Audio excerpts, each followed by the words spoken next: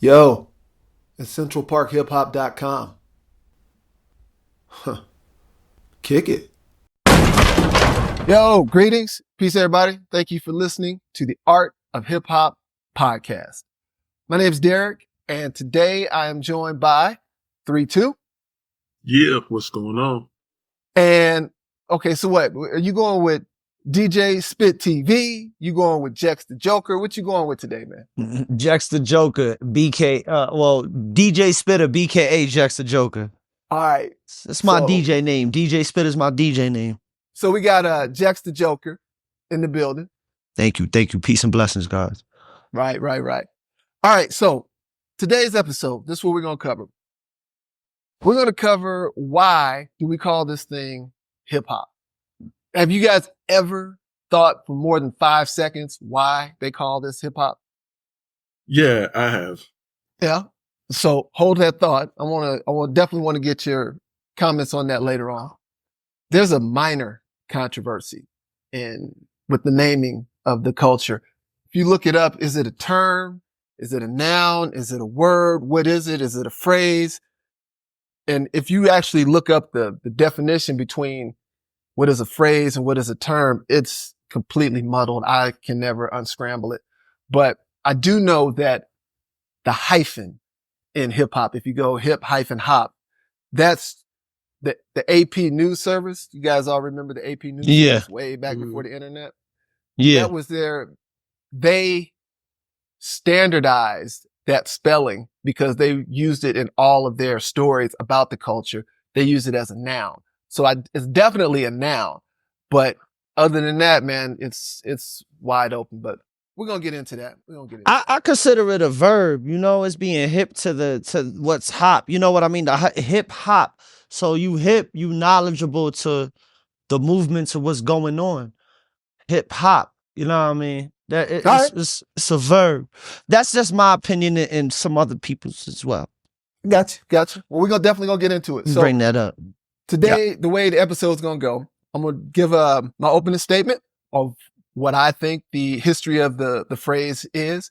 Then I'd like to get your guys' comments on that, right? After that, we're going to cover I got questions, actually. I got questions for you guys about generalization versus specialization. It's a topic that I'm really interested to get your guys' thoughts on. Then we finish up with You Should Know, Gems, and then we're going to get out of here. So, y'all ready to rock? Yes. Let's hit it. All right. Opening statement. We're going to do our etymology work backwards. We're going to start in September 1982. 82 is a crazy year. It was really the year that stamped hip hop in the public mind. September 82, the term becomes popularized and synonymous with the South Bronx youth movement, due to the second mainstream interview by Afrika Bambaataa. We'll have more on him in a little bit. In an article done by the Village Voice, the author's name is Steve Hagar. Some people have called that the most important hip hop article in the history of the culture. In that article, Hagar wrote, quote, "In another 5 years, hip hop could be considered the most significant artistic achievement of the decade." He wasn't wrong. Next, we'll go back 8 more months to January 1982. In his first mainstream interview by Michael Holman in the East Village Eye, the term is used, quote, as an all-inclusive tag for rapping, breaking, graffiti writing, and crew fashion-wearing street subculture. Now, let's go back 3 years earlier, September 1979. Rapper's Delight comes out. I said a hip, hop, a hippie to the hip, so boom, that kind of broke the term nationally. Before that, though, 7 months earlier in February, the term was first used in print in the New Pittsburgh Courier by reporter Robert Fleming to refer to the music of our culture. So now, if you go before that, that's just like the print history of the word. If you go before that, things get really muddled because somewhere between 1975, 1978, nobody knows for sure, you got Keith Cowboy Wiggins, Cowboy from Grandmaster Flash and the Furious 5. He's like a Cowboy, the real McCoy. I'm chocolate all over like an almond joy. I'm the boy. That guy.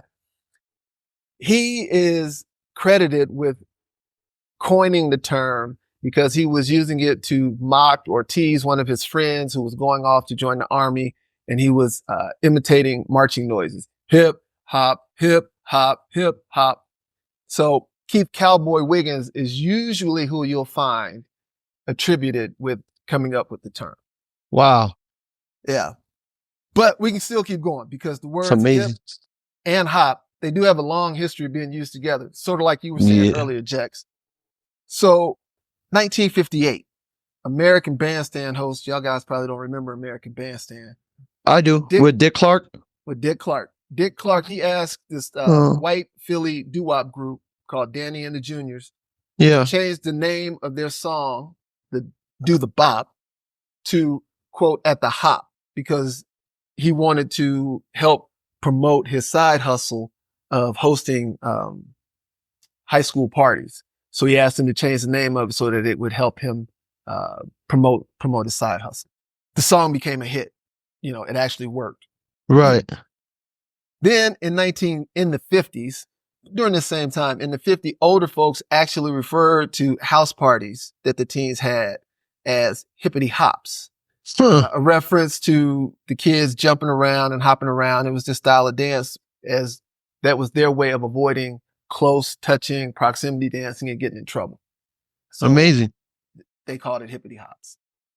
But you can go back even further than that. In the 1930s, the 40s, up in Harlem, there was a popular dance called the Lindy Hop. Again, I heard of that, yeah. Referring to a dance.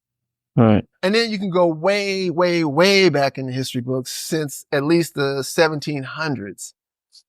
Quote, low-class dance party was called a hop because the formal high-class dances where they did the ballroom dancing and stuff like that was replaced by dancers just basically hopping around. And as for the word hip, a lot like you said earlier, Jex, you know, in Black culture, hip has always, it's got a long history of being associated with things that are like cool, in the know, elevated. So, you know, the word hip has been around forever. So you might interpret the phrase hip hop to simply being a very cool dance party. And that would not be out of context for urban youth in the 60s and 70s. So you could say like, quote, dig it, man. I went to this hip little hop last night, you know, and I actually caught Afrika Bambaataa using those exact words, not in that exact phrase, but it kind of gave me the reassurance that, yeah, this was probably where it came from. More than likely, it's cats just referring to it as a hip little hop I went to last night, you know. So that's anyway, dope. Didn't think we could go that deep on that phrase, did you? No, not at all. All right. So anyway, that's my opening statement. I love to hear your guys' comments on it. 3-2. Since you had thoughts about it first, you go first. Well, it's one of those things similar to what we were talking about with the who came up with or what breaking's origins are. Right. Like B-boys and B-girls, like where that term came from. Right. I was born in 82. So a lot of... It's a good year to be born, bro. Right. So it's something that I've always thought about and wondered about, but by the same token, similar to the B-boy thing, nobody really has a solid answer. So it's just been one of those things where I listen to and find out about all the other the potential answers and the theories about it, and just give each one equal validity in my mind, because I wasn't there enough to say for sure who was the first one and who definitively did it. And I don't really know that anybody knows who definitively Nobody knows. did it. So, Nobody knows. So it's one of those things where you take it as how we use it right now and know that it came from somewhere, and the origins are very muddy and very opaque. So you just kind of take it from how we use it now and just kind of rock with it there and keep true to the definition as we use it now. Yeah. There you go. There you go. That's fair enough. Jex, how about you? Do you have any thoughts on the phrase 3-2? Well, I'm sorry. Summed it up. Let me back up real quick. You said it's a verb, right? Yeah. Why do you think it's a verb? I think it's a verb because of how the action of it is. I mean, we have 3 different ways of spelling it, saying it, and definitions. So, and that all goes to what it is as a verb of it being hip hop, being hip, like you said, and then the hop being like, you know, the movement of the dance or everything. It started off with the DJ and playing something that's hip for people to hop to. You know what I mean? So that's how I say it's a verb. Hell yeah. So All right. So do yeah. you use And the, 3-2 said most of what, you know what I mean? He elaborated very well on what I had in mind as well. dope? Do you spell it with the hyphen or not? When I write it out, Yeah. huh?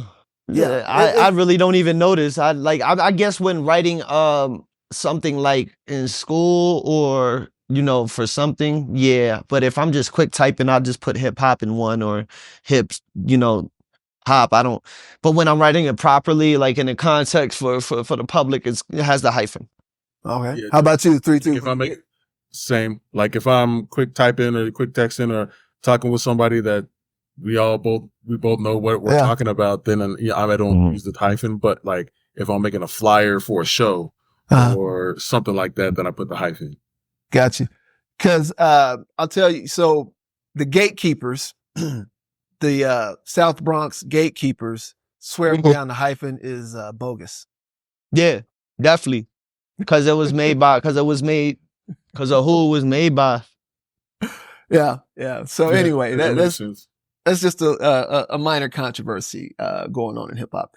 All right, but let's go to the questions that I have for you guys today, because my opinion, I think it's a noun, and I do think it describes the culture, and it's really an umbrella word, term, phrase, whatever you want to call it, that encompasses like a wide variety of arts and styles and genres in hip hop. If you are an artist who indulges in hip hop, you can truly get lost in 1,000 different corners. There's so many different things you could do within the world of hip hop. For instance, let me just give you like some examples of the variety that's in hip hop. You both are rappers. You both know, if you had to pick 100, 500 genres of rap, what would you say? Drill, 1,000? boom bap. Yeah, you got so many, man. Right? So many different styles, different regional styles. So many different styles.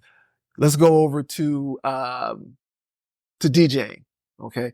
DJing, you can cut, scratch, mix. You can focus in on any of those. Most DJs have a lot of, and there's a difference between, everybody knows what scratching is, right? The quick mix theory, yeah. Cutting and mixing is a little bit, people might get a little confused about it, but mixing, you know, you blend tracks, you beat match, and you kind of sway back and forth. You kind of, one track's playing and then the other one just kind of blends on into it. That's mixing, beat match. Cutting is hard. For instance, if I am just, I'm running, and then I walk this way, and I talk this way down in the valley. See, those are 3 songs that have like nothing to do with each other. The beats don't match at all, but there's the DJ quick cut them. He just chopped them off here and blended them together so that it makes sense. That's cutting. And some people are really good at cutting. Some people are really good at beat matching and mixing. Some people are really good at scratching, and you can specialize in any one of them. If you go over to graffiti, you can throw up tags. You can do quick throw ups. You can go all the way up to pieces, and anywhere in between and beyond those 3 different types of graffiti art. Go into dancing. Everybody knows about breaking and the different top rock, floor rock, battle, dancing, stuff like that. But within hip hop dance, you still got popping and locking. And a lot of people might call pop locking the same thing, but they're 2 different things themselves. You know, popping is more like the your joints popping and stuff. Yeah. More like the robot looking kind of dance moves. And locking is more of the dancing, swinging, and you like a yoga dancer who locks into place for a quick freeze, and then you keep going. Like if you think, I don't know if you guys probably don't remember Rerun. TV Rerun. It's exactly like Rerun from What's Happening, or Yeah. Boogaloo Shrimp from Breaking. Uh-huh. You know, Mm-hmm. that's more locking, right? Quick thing on that. Breaking started in New York, right? South Bronx. Jex, you from the BK? No, you're not from BK. My bad. I'm sorry. BX, The BX. My bad. Breaking started in the BX, but popping and locking started on the West LA. Coast. Yeah, Yeah. you know, and but it's all considered hip hop. Yeah. So anyway, back to the question. Sorry to get sidetracked. You got all these different genres, all these different styles within hip hop. Question for you two. What are the benefits and the burdens of specializing? What are the benefits and the burdens of generalizing? And what have you chosen to do with your art? Which way have you chosen to go with your art? So let's start with you, Jex. Yeah. What are the benefits and burdens of specializing? Specializing in what? Any particular style. You're a rapper. Let's say you just want to So me. focus So in. okay. The burden, I guess, is the industry itself. And I haven't even got that far, but you hear stories, and then you got people trying to play the role of the industry and gatekeepers, and they just messing up the game more. So I think that's a real huge burden in how the music industry is set up for an artist, especially an MC, and how we've been screwed over for so long. You see an independent route is definitely a way to go. That's a benefit, but there's burdens in that too, you know, of how long you can go, how long you gotta, you know, put in work to get your independence buzz up compared to having a machine behind you. You know, that I could say for artists or anything in the hip hop industry is a burden, the music industry. Now the ups is definitely, it brings people together. This is something that has you know, brought different regions together. Hip hop, you know, it ignites the thought in the mind. You know, it gets people thinking. It's like a news source for our community. It's a way of bringing certain cultures together and understanding other cultures through, you know, the English hip hop has gone so far as into India and Japan, so it's worldwide. This has become something, you know, big. So that's a definite positive. All right. 3-2. That My bad. Well, I'm gonna come back to you though in a minute, Jex, because I got to finish another thought with you. yes, sir. What would you say are the benefits and burdens of specializing? The benefits are that those who partake in like the specialized subgenre or whatever the case may be, the style or whatever, they are able to get very acute and very it's like getting a specialized skill. Like for example, when you're in medicine, if you're a special versus a general medical practitioner, but when you're talking about like specific surgeons that are into, you know, like specific brain surgery or whatever, or scientists that specialize in a specific type of science.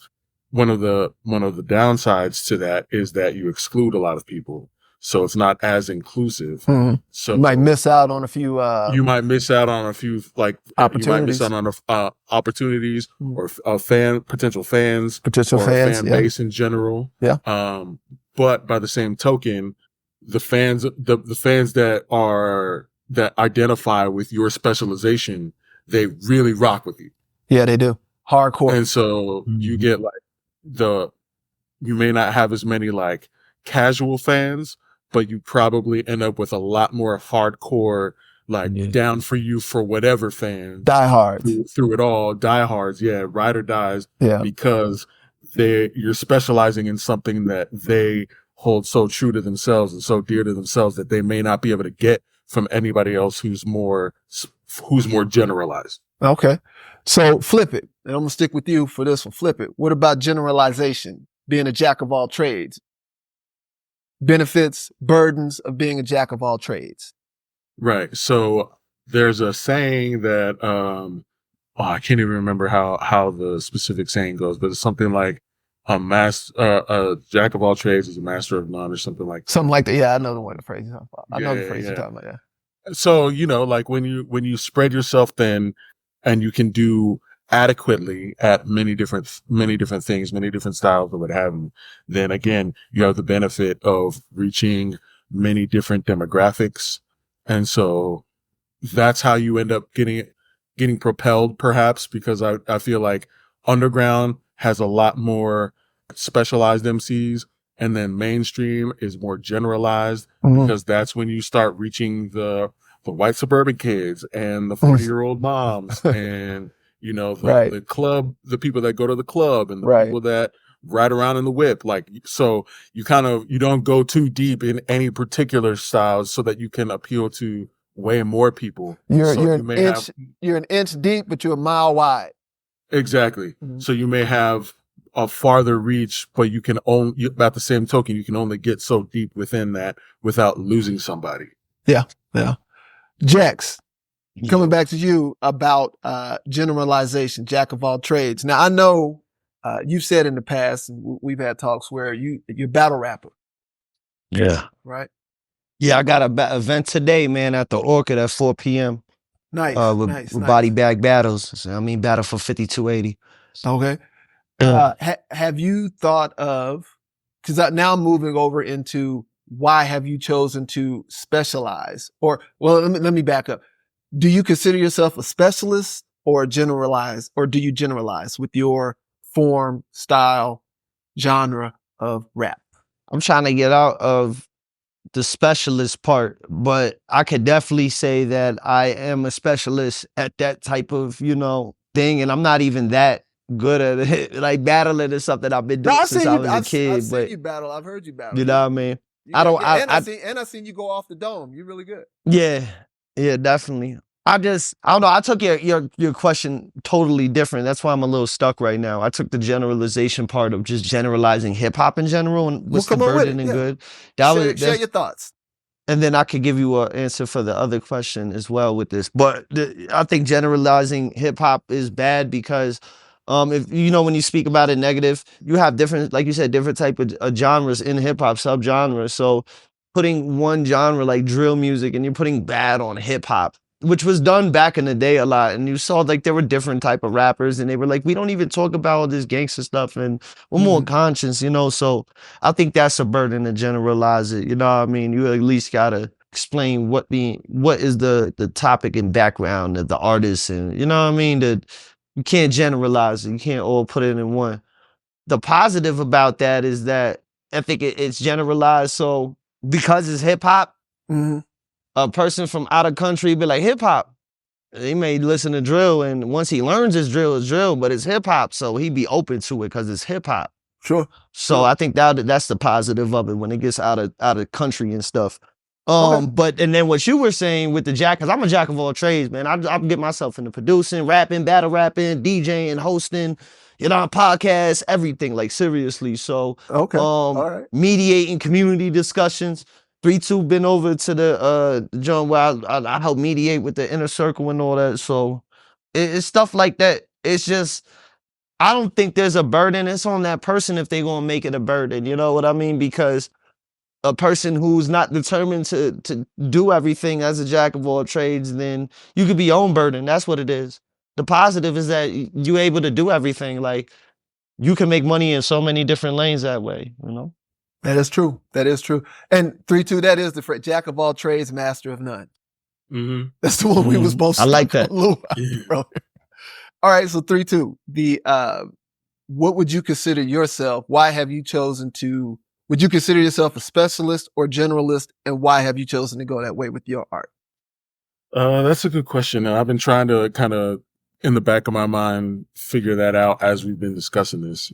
Because on one hand, I feel like I'm a jack of all trades in terms of my content, in terms of the music that I make specifically, because I do everything from like social content to like nerdcore type, like nerdy stuff to boom bap stuff. And so like in between, but by the same token, with outside of that, I'm a very like focused, I rap, I make beats. But that's pretty much the scope of it. Like I've tried to dabble in turntablism a little bit. I've dabbled in like graffiti. I've dabbled in breaking, but I could never focus all of my attention on any of those things enough to be good at them. And Right. rapping, and then in my professional career, like as a chef, like those are things that I've been hyper focused on, just getting my skills, like honing my skills on those particular things, making my beats and those particular things. So it's like, I feel like depending on how you look at it, I'm a jack of all trades within an umbrella that is very specialized. That actually makes a lot of sense. That makes sense. Hell yeah. Yeah, that really does. That makes a lot of sense. As you were talking, I was trying to think of successful hip hop, quote unquote, crossover artists. And crossover doesn't always mean sell out, just means being able to do different, multitude of things.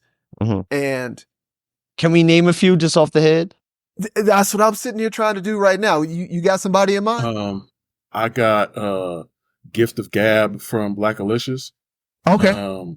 Okay. I saw him live a couple of times, and I've opened for him. And the show that I actually opened for him for, he started off behind the turntable. Like he started his set DJing. Okay. And then he introduced himself, and then came from around the turntable and started rocking his set. And Nice. And then like halfway through rapping to kind of give himself a break, he stepped back between the turntables and did like a scratch set and stuff like that. That's one man band for real. It's so hip hop. That is very hip hop. I agree with you. Yeah, that is very hip hop. That's dope. Did you have somebody, Jex? I can name a lot, man. Jamie Foxx, LL Cool J, Will Smith. Hold up. You put Jamie Foxx in hip hop? He could sing. He could, well, yeah, I'll take it. No, he is part of hip hop. We put him in there. He part of the culture. Hell yeah. Okay. All right. As an exception, can we accept him? Sure. I ain't gonna argue with you. Because he's an R&B singer. I thought about that. I'm like, but he done so many hip hop songs with, What about Jodeci? Jodeci hip hop? Yeah, they were freaking signed with Diddy was managing him and everything, man. Yeah, they were under Uptown and all that. No, I'll give you a better example of R&B that is completely hip hop. We're way down on this opposite. Mary J. Blige. Yes. When she came out with the whole the jerseys and the Timbs on, and definitely Run DMC with Aerosmith, the first ever like real huge, successful to the maximum. Yeah. It revived Aerosmith's career. That's how big it was. Then every time I think about this topic, I actually go back to Ice Cube's No Vaseline, where he's like, hey, yo, Dre, stick to producer. Yeah, and then you got Cube acting and producing movies. Yeah, but Dre is a great producer. Yeah. Not very good at anything else. No. Really. Great producer, very limited as far as, but as far as specialists, he's one of the. There's a great benefit. There's an example of someone who has benefited greatly from specializing is Dr. Dre. Just making beats for everybody. He really truly only has like 2 albums. Did he only drop 2 albums? The Chronic and then about 3 to 4. Okay. About 3 to 4. He dropped the Chronic 2001. And then the Compton album, which was in 2015, that was one of his albums, actually. Yeah, I've never seen anybody do more off 2 albums than Dre. Yeah. Well, you got Lauryn Hill only had 1 aside from Fuji's joints. Yeah, yeah. She was a singer and a rapper, like, and an actress. Remember, she was his sister act. She was a sister act. Yeah, that's amazing, man. That's crazy. Tupac is another one, man. Yeah, I'll give you that. Daz Dillinger, rapper and producer. He produced All Eyes on Me, most of the tracks on there. I'm trying to think of a good example of a dancer who is like crossed over. Well, MC Hammer. Well, yeah, I would count Hammer. Hammer was a dancer before a rapper. What about J-Lo? We gonna count J-Lo? Nah. She a culture. I think she a culture vulture. Yo, people in my borough don't even accept her back because of how she moves. She don't even come back. She don't give back. She only uses this culture for when it's supposed to be used. If she stuck with her roots, I'd give her some type of, respect. I can't play Jenny from the Block no more. I gotta delete that. I still listen to that. It had the locks on there and everything, but I don't respect her. I don't personally don't respect. Okay. And I'm from the Bronx. You gotta understand, like, she don't even come back to where she from on Trinity Ave. Like, All right. that's not even my area in the Bronx, but I feel their pain. Like, who Okay. are you to even not even come back? And then you want to say you from the block? Okay. People don't even know you on the block anymore. That's how real it is. Did you have an example? 3-2. Common. Okay. Common. I've seen him bust out some windmills and stuff in the middle of a show. Right. As you That's said, tough. I Common, didn't even know that. as just as you said, Common. Mhm. Tech Nine started out as a breaker. Wow. Did he? Yeah, I didn't know that. Tech Nine was a breaker, and then transitioned into that. So, Would you be surprised to say Jadakiss has some bust move too? He was. There's a video of him actually going in crazy. That's what's up. All right. Well, that's cool. Those are some pretty cool examples, I guess. If you think about it long enough, you might be able to come up with examples of everything. Me personally, because I'm a very, very, very limited. A lot like you, 3-2. I'm not good at most of hip hop, quite honestly. Well, that sounds like a diss. But No. I know what you're saying. I get you. I got you. like, I can't draw to save my life. DJing, man, people ban me from behind the turntable because I'll break something. Rapping, I don't pick up pens. I don't do that stuff. It's embarrassing if I got up there and tried to do stuff. Breaking is what I used to be good at, but this is the early days before the power moves and everything took off. They blew past me very quickly, but I still consider myself a breaker because, I got the soul and the spirit of a breaker. But I said all that to say that I think it's a lot like you were saying, 3-2. It's like you might have interest in all of them, but pick a lane. And you'll probably, to start out with, pick a lane and you'll probably do better if you're just starting out, almost in any profession. You can spread yourself too thin and not get good at anything. You should take your time, get good at something, and then build off of that. Mm-hmm. So I have a question for all of y'all, actually. What up? With the main thing that y'all do in hip hop, what was one of the first influences that made, like I could say, like Eminem, listening to him in Wu-Tang, and then my friend in intermediate school who I heard rapping and freestyle, he told me to write. And that's what got me started, because he heard me freestyle. I was like, yo, write your stuff. And, that was the birth of Jax, real talk. So I want to know what y'all, like, what influenced y'all to actually start what you picked the lane in? Right. 3-2? So rap wise, in addition to just like being influenced by LL and a lot of like the old school hip hop, my best friend, similar to you, like my best friend got me into it. And it was actually because when we first started kicking it, hanging out, like I had another friend of mine and we were trying to be singers. Like we were trying to be the next Mr. Men and stuff like that. Like that's what we Let me find out 3-2. That's tough. So like we were doing all the talent shows and stuff for singing, and then I started kicking it with this dude, and he was not very good at all. But we were cordial because we met at the audition for our school talent show.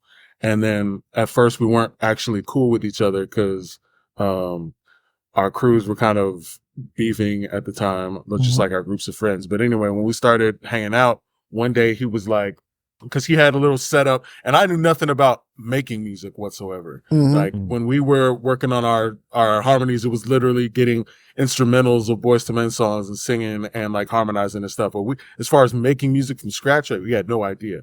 And so when I went over to his house, in his dad's house, he had like a little Casio keyboard and an ADAT and a microphone and a little Radio Shack mixer and like stuff like that.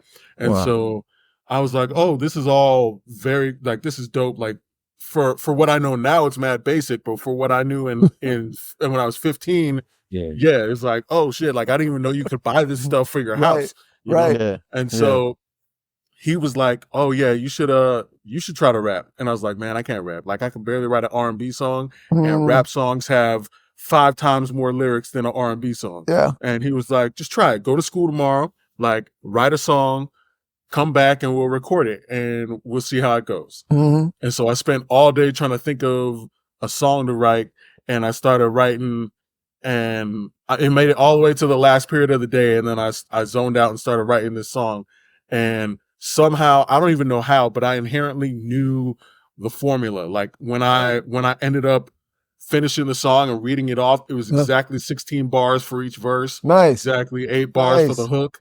And like, we went back and recorded it, and it took hours because, you know, ADAT, you can't punch in. So it was like every mistake I made, back to the beginning. Take it from the top. I mess up the 6th word of the song, back to the beginning. Mess up the 4th word of the 3rd verse, back to the beginning. And so it took us like 300 takes, but then finally we got it down, recorded it on a little cassette tape, went into his Honda Civic, and just drove around town listening to that song as if it was the dopest thing out. The rest is history. The rest is history. Yeah. That's dope. That's dope. What about you, Derek? So you missed the last episode, but I told this story I did. off camera or whatever. But there's 2 things. The reason I got into breaking was there was a kid in our neighborhood who had gained popularity from learning how to pop lock. And I knew him before he gained popularity. I saw him after he gained popularity, and I was jealous. And I wanted to be popular like he became popular. And I told myself, the next dance thing that comes along, I'm going to hop on it. And I only picked dance because that's what he was famous for. That's what he got famous for. The next thing that came along was breaking. Flash Dance came out, the movie Breaking and all these things came out. Yeah. That was the next big trend that I hopped on. And that's how and then 1982 came, and the song we're about to talk about next just changed my life. So that's how I got into breaking. But hip hop, even before that, back in the late 70s, early 80s, the thing that grabbed me and made me pay attention was I grew up in the middle of Illinois, Midwest. We had a local DJ who came from St. Louis, which was like it's a major city, right? St. Louis, especially compared to where I live. And on the radio, I remember to this day, he said, I'm the LIL, the BOO, say the rest is GIE. I'm the super bad brother from the East Side City. I'm Little Boogie. So kick off your shoes, roll down your socks, sit back, relax. Little Boogie's gonna rock the box. I've been hooked ever since. Ever since I heard him say that, I couldn't stop listening to rap and hip hop and all that stuff. So that's my quick origin. So dope, man. Into it. Yeah. It's always dope to hear how people got into this from other states, not just the Mecca. Because it's a whole different energy. Like when people talk about DMX in the 90s, and I ask them, yo, what was it? How was it when DMX was in the club where you were at? You know, I wasn't even in the club in the 90s, but that whole atmosphere in New York, like, that was DMX City. You know what I mean? That was X's City around that time. So it's dope hearing that from y'all. Dope. So we're going to cover these last 2 segments, then we're going to get out of here. You should know and gems. All right. Jex, do you have that information pulled up on Afrika Bambaataa? Yes, I do. All right. You know, speaking about my origin story, when Afrika Bambaataa dropped, Planet Rock changed the world, changed my life. So will you please give us a quick rundown, just like that first paragraph or something on Afrika Bambaataa's bio? Yeah, no problem. Afrika Bambaataa, born April 17th, 1957 in the Bronx, New York, is an American disc jockey, DJ, and music producer who is credited as being a leading disseminator of hip-hop music and culture, a pioneer of breakbeat DJing, a style marked by quick repetition of fast-paced, syncopated drum samples. Bambaataa is often referred to as one of the godfathers of hip-hop, along with DJ Kool Herc and Grandmaster Flash. For more than 4 decades, Bambaataa led the Universal Zulu Nation, a music-based youth organization that he founded in the early 1970s. That's it. That's it. He's a definite importance. I mean, we go ahead. I don't want to say now. I'll say when I say it. Right. I got a lot to say about the man, but go ahead. Yeah, Bam is something else. He is part of the Holy Trinity. Herc, Flash, Bambaataa. We talked about Herc in the last episode. We're going to talk about Flash when we cover DJs. So this was a good spot to mix in Bambaataa. And, you know, he is historical and controversial because of the molestation charges that clouded him or whatever toward the end of his, well, if you listen to old heads, they'll tell you it was always there. But, you know, I think it's about 10 years ago is when the accusations formally started coming out on him and the child molestation things. And I'll be frank with my hypocrisy. Okay. For instance, I look at Michael Jackson like this. Me personally, I think Off the Wall is Michael Jackson's best album. Okay. I like to think he did that before he turned into whatever he turned into later on in life. So therefore, I have no problem listening to Off the Wall and enjoying it. Some of his later albums, it's a challenge. Okay. R. Kelly, for instance, came, you know, if you know R. Kelly's story, he came in as a monster. He stayed a monster. I don't listen to R. Kelly's music. Okay. Bambaataa probably always was a monster, if you believe the accusations. And so, but I cannot not listen to Planet Rock. I can overlook all the other music he ever made, but I cannot, for the life of me, let go of Planet Rock. It means it's too groundbreaking. It's too monumental. It's too meaningful to me. It's like part of my identity. I can't let it go. So I don't know. You can call me a hypocrite, whatever, about Bam. However, I don't even really want to talk about him because, you know, your bio covered the big picture of what he did. I really want to talk about Planet Rock. That's really the only thing I want to talk about. Yeah. And even then, Derek, our founding fathers our founding fathers of America were more messed up than Bambaataa. So we good. Go ahead. Yeah. I can't argue. So when we talk about Planet Rock, there's 3 monumental cornerstone songs in hip hop. Sylvia Robinson produced 2 of them. Bambaataa gave us the 3rd, Planet Rock. And I can't tell you, it's impossible to overstate how groundbreaking and monumental Planet Rock was. Even Rolling Stone calls it the 3rd greatest song of hip hop of all time. And I think they got it right. And here's why it's so great. It didn't just, it shattered boundaries. I'm talking about like musically and creatively. Musically, it introduced hip hop to the 808. Now, if you don't know anything about the 808, I don't know what you're doing in hip hop, but you know, Bambaataa brought the 808 to the party. So I mean, enough said, right? On the music tip.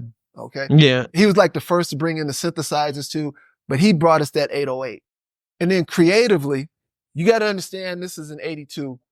Party rap was the norm, right? 82 we were still having a good time. Planet Rock, if you listen to the song, it gave everybody the green light to be abstract because there's no like theme to it. I mean, it's a fun song, but it's like all over the place and it's very abstract. And it gave everybody. No. So that verse where he goes,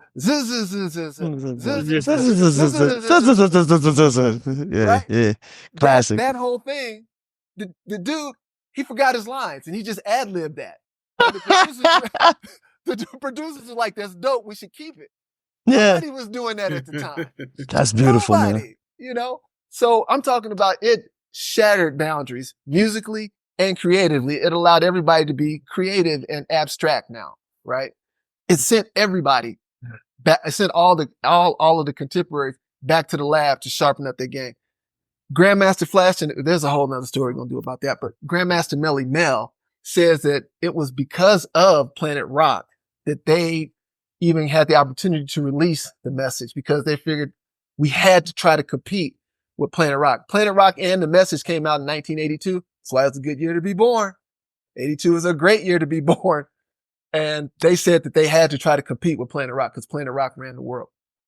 And lastly, I'll just say that like, if we're talking about, and I know this is a much more generalized podcast, but again, just my personal story.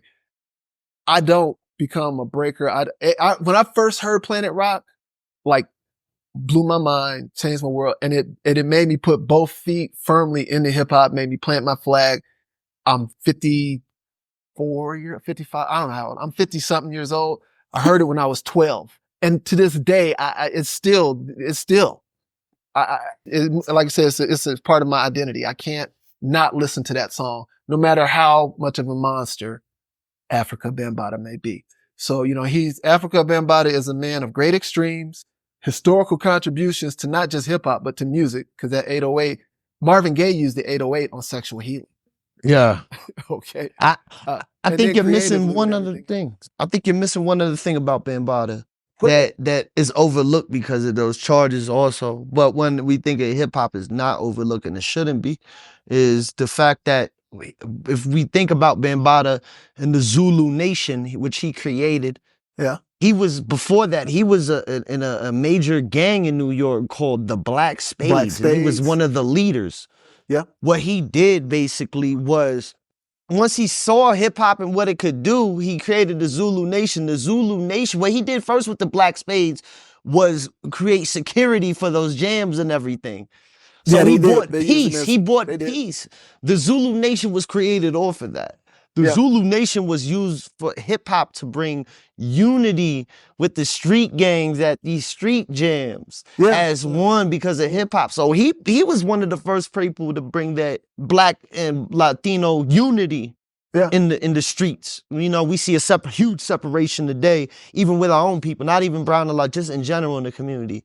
But he was definitely agree one with of you those completely. beginners, With you man. Completely, yeah. Public Enemy would have never did that if it wasn't for Bam, Bam, like I say, he's a man of great extremes, an extremely historical figure and an extremely controversial figure too. So much so that Zulu Nation disowned him.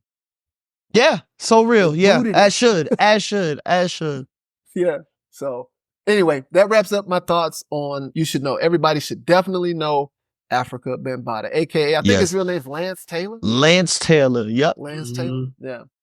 All right. So gems. Do you two have gems for us this week? Yeah. All right. Jex, you got a gem for us? Yes, it does. Yes, I do. Come on with it. Let's go. My gem, man. Illmatic. Ooh. If you're 19 years old and you making ill garbage, Ooh. go back to the drawing board because he was 18, 17, 18, 19 making a classic 10, classic. I watched a documentary called Thomas Illmatic yesterday, which came out 2014, 2016. I saw that one in the theater. Amazing, right? Because it really was at 18, 19, he definitely expressed what the Black communities were going through across America in those type of, communities. And he did it so elegantly. Mhm. It's crazy to think about, in 94, it was a big deal, but it didn't really sell. Russell Simmons Mhm. has the opportunity to sign Nas Yes, he did. because he didn't think it would sell. Thought he sounded too much like Cool G. Right. And look at it now. It's in History Archives, Library of Congress. So Illmatic by Nas is a definite gem. I think that Amen. was said before, man. And then the other one would be that's about it. That's all I got, man. I don't think of no other album. Just to jump on that, one of the rare artists who at 50 plus can still drop music that's relevant. Eminem. Eminem could drop an album that's relevant. He definitely dropped the album this year that's about to go diamond. That's crazy. Yeah, it's actually a really good album. But it's only a few. It's only a handful of artists who can sustain that high quality for as long as Nas has. And you're right, Snoop? it all started with Illmatic. No, I don't Snoop? check for Snoop anymore. Him and Dre about to drop something called The Missionary. Maybe. Anyway. Nah, I ain't sleeping on Snoop, man. It's Dre and Snoop.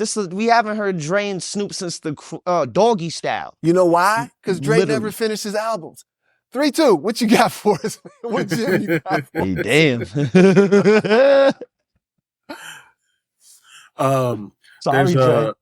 There's an MC producer named Odyssey out of Washington, D.C., the DMV area. He's super dope, underrated, and he's got this track called You Grew Up. And that song is about it's kind of like an anthology. The first verse is about him growing up with his best friend being a white kid. He's I believe he's Ethiopian descent or African descent. Mhm. And so his best friend being a white kid, and they used to hang out and kick it all the time and do everything together. And then one day the white kid's dad lost his job. blamed the loss of his job on immigrants and basically blamed Odyssey's father for being an immigrant and being one of the people responsible for taking his job. And so then basically telling his son, you can't hang out with, I don't ever want you spending time with my kid again. And then fast forward to their adults, and he saw this white kid on the former white kid on the news. He grew up to be a police officer who ended up having racist views and ended up on the news for shooting an innocent black person. And then, wow. the second verse is about a kid from a Muslim country who grew up in a white area and grew up around nobody, didn't grow up seeing anybody that looked like him or practiced his faith, and getting teased and taunted by people around him, and then hating everybody in his graduating class, and then being recruited by somebody who basically exploited his hatred and his mounting resentment for his area, and was able to radicalize him into being like more of turning himself into a martyr. And That's messed up. So, and then the third verse is just him being introspective and talking about how bright-eyed and starry-eyed he basically was as a younger person, and then how his views changed as he got older. So that track is a very thought-provoking track, and it Sounds like it. Evokes a lot of emotion. And I as soon as I heard that track, like I think I listened to it maybe 10 times in a row. Like it's just Nice. a really dope song. Yeah. So Just gratitude. that's my gem for today. Cool. Well, I only have one gem for today too, and it's a book. The book is called Def Jam Incorporated by Stacey I hope I don't Gueraseva. Gueraseva.